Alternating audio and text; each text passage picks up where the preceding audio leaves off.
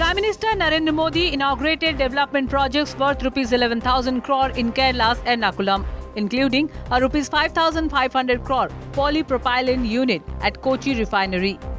Later, he launched and dedicated projects worth Rs 5,650 crore in Tiruchirappalli, Tamil Nadu, strengthening industrial growth and infrastructure development in both states.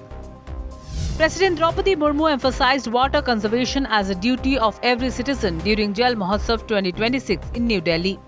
She urged the nation to treat water as an invaluable treasure and highlighted training programs under Nal Jal Mitra for rural youth and women. In a landmark ruling, the Supreme Court permitted passive euthanasia for a 32-year-old man in coma for over 12 years. Harish Rana, injured in 2013, had been on artificial life support since then. This marks the court's first ever order allowing withdrawal of treatment. The Chhattisgarh Cabinet approved the draft of the Freedom of Religion Bill 2026 aimed at curbing forced or fraudulent religious conversions. The decision was taken under Chief Minister Vishnu Deo Sai's chairmanship during a meeting in Raipur yesterday evening.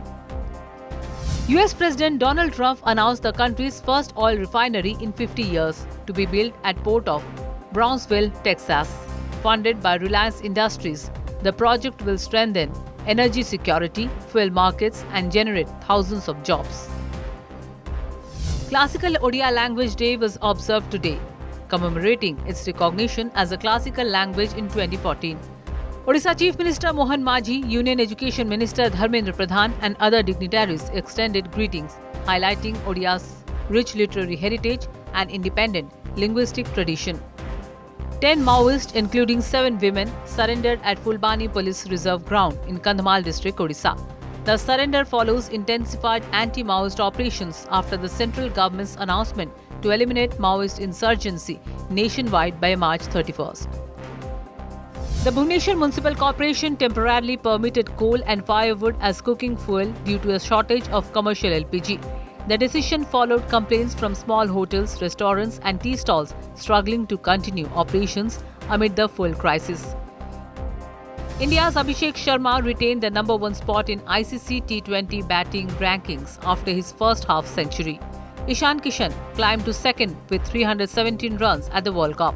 Both achieved career-high ratings, marking India's dominance in batting charts. Former Balesur MP Rabindra Kumar Jena, who resigned from BJD citing personal reasons, joined BJP today.